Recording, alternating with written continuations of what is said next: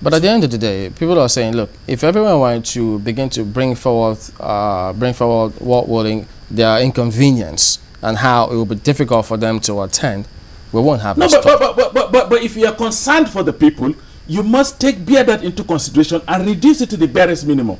I am not saying it should be eliminated. It's not possible to eliminate all difficulties, all inconveniences, but you can reduce it. You can reduce it for people. Well, that is one complaint. Because, let me tell you, because the committee members are paid for what they're doing. They are on the payroll of the government. Their interests are being catered for by the government. They are the ones that should bear a little bit of inconvenience, not we who are going to use our own personal resources. Let me tell you, leadership is all about service.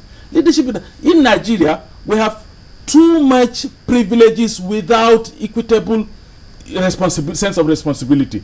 We who are in leadership position would want to have all the privileges on earth.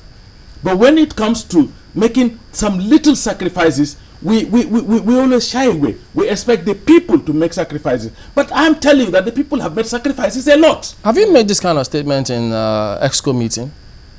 Why not? In Adamawa? Yes. What did the governor say? No, nothing. Let me tell you, something happened. When the committee on dialogue with Boko Haram was to come, I ran a weekly column in our state newspaper, and I wrote that we, members of the ruling elite, are responsible for creating Boko Haram. And I wrote that, look, we created the monster by the fact that we have encouraged poverty at very, very dehumanizing level, at very, very unpardonable level amongst our communities. And I said we have encouraged injustice. And I brought out the case of a man who was kept in prison for 16 years awaiting trial for an offense that ordinarily would have carried only 6 months. And at the end of the day, he was acquitted. And I said, then some people went and said, okay, Your Excellency, this guy is in your government and this is what he's saying. And I went to His Excellency. We sat down. You know, Murtala Nyako is not the kind of person they paint. It's not the person they paint the picture of in the media. The man called me and said, what did you say that people are there? I said, Your Excellency, this is what I said. This is what I said. He said, you are absolutely right. This is what I'm going to tell them. And this is what he told them too.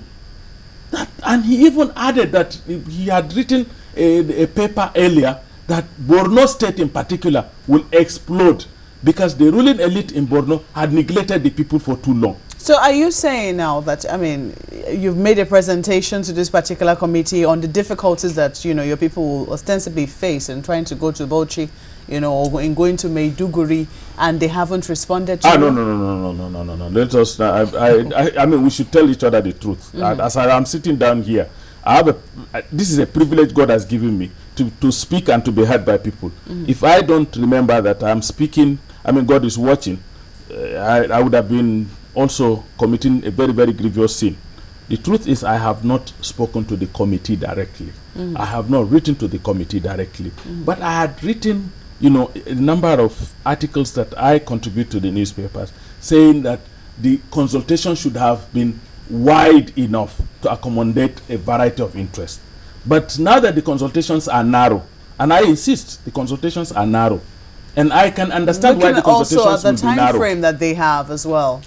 Like I said, if they had split themselves, they don't have to be moving around 13 of them all at the same time. I mean, just imagine even the cost to the people. Accommodating 13 people in every location and feeding them, and if they had split themselves you into saw what happened sub-committees. in Edo State. I don't know if you saw it. Yeah. Imagine that the committee wasn't there as a whole. Imagine that only 2 people went there. What do you think would have become of it? You see, the problem with all of this is that if you say we are dialoguing, we must all respect each other's views, regardless of what I say. What I'm saying is, at the end of the day, the committee deemed it fit to send an apology to the governor of Edo State and asked their committee member to resign, you know, because they thought that was dishonorable behavior. Do you think that they would have been able to do same, or that the veracity of the story would have been the same, assuming there were just 2 people who went to Edo State? The man who appointed that member on the committee does not know his character, and you think the man who appointed him on the committee does not take full responsibility for his unruly behavior? You see, the problem is that some of these committee members, I tell you, a lot of them are PDP members. A lot of them have been apologists of a Jonathan 2015 presidency. Are you not a member of the PDP, Mr. Sajoh? No, I'm not talking about. Why should you have a problem with that? No, I have a problem with that. The dialogue is not about a dialogue for PDP. It's a dialogue for Nigeria. And Nigeria is made up of all shades of opinion. Anything you do. And that's exactly what they're supposed to be collating.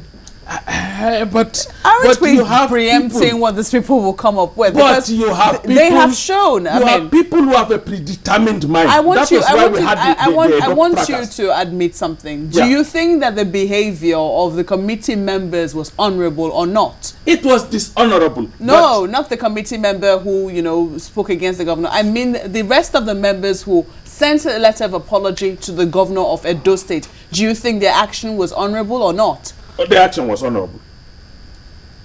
If the action was honorable, doesn't that tell you the kind of people that they are? That together as a group, I mean, let's forget their individual characters. If they think that there's something going out of line, they would actually speak up and say, no, this cannot be right. No. Are you saying that the PDP doesn't have honorable members? They were only acting, you know, out because it was in the public domain. And don't forget, there are also individuals with homes, with constituencies, with persons. If your relation were in the group, you would have said, look, that your group, that person has done wrong, he is going to malign your group, and the person would do.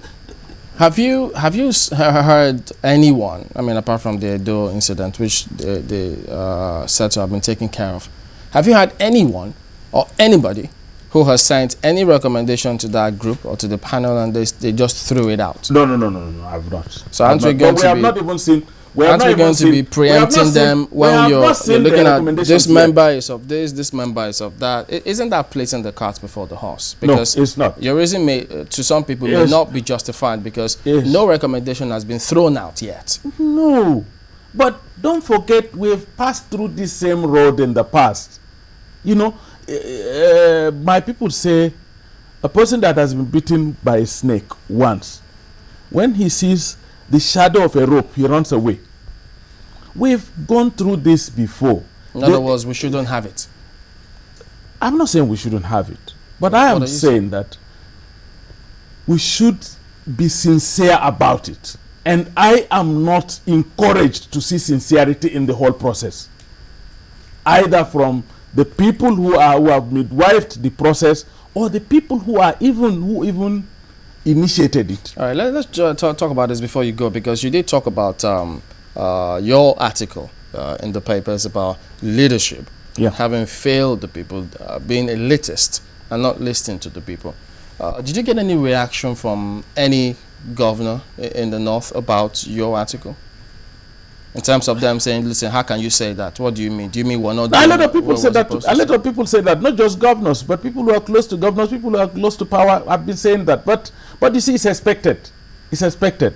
Let me tell you, leadership in this country is all about patronage. That's why I said people see it as a trophy. And when people win trophies, they go out and celebrate. And, you know, leadership in this country is about patronage, about who wins what for who. And the people who are patronized by leadership would always feel bad when you say the leadership is not good. How do you suggest this be changed? Say? How do you suggest we change all of this so that leadership will always recognize that, listen, you have to do what the people have put you there. We all have roles and responsibilities. Even those of us that are in the media. We should begin to change the core values. We should begin to emphasize, you know, the right values. We should take away this concept of agenda setting from the elite. The elite determine what we discuss, and they only determine issues that affect them, that interest them, that favor them. We must begin to, at all levels, begin to question some of the values they foist on us. We must begin to take people not on the basis of what they say, but on the basis of what they do and the way they live. When you attend public functions in this country, you get pissed off. let me tell you honestly, you would see somebody supposedly responsible reading a speech that contains all the fine things about how society should be. But when you scratch deep, he doesn't live by those ethos. His family does not live by those ethos. He does not bring up his children the way he wants our own children to be brought up. He does not, run his family the way he expects us to run our own families. We must begin to question some of these hypocrisies that we listen to, we see, we hear. We must begin to ask people to live the way they announce to us, apparently.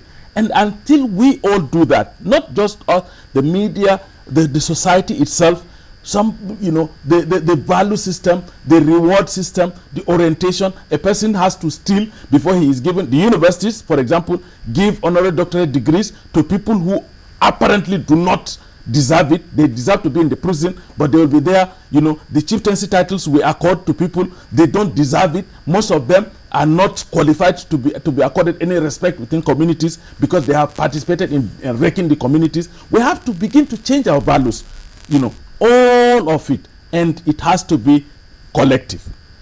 All right, Ahmad Sajoh, Director of Press, Government House, Yola. Thank you for coming on this morning. The man that is talking as if he's not in government. Well, no, even one of though, those things. there are lots of allegations against. Even you wrote an article in 2001 when you were public relations officer in Adamawa State University. And so there are lots of things that people. But unfortunately, we don't have time to look at some of these issues. But thank you very much indeed for coming on this morning. Thank you very much. We'll return in just a moment here. Please join us again.